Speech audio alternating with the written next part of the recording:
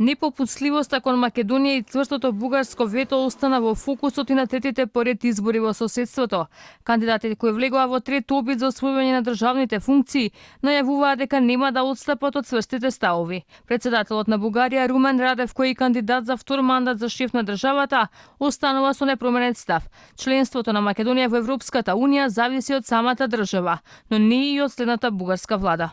Ключът към началото на преговорите на Република Северна Македония за членство в Европейския съюз е в спазването на правата на македонските българи, в изкореняването на езика на омразата, в прекратяването на системната дебългаризация, в прекратяването на опитите за системно унищожаване и фалшифициране на хилядолетното българско културно-историческо наследство.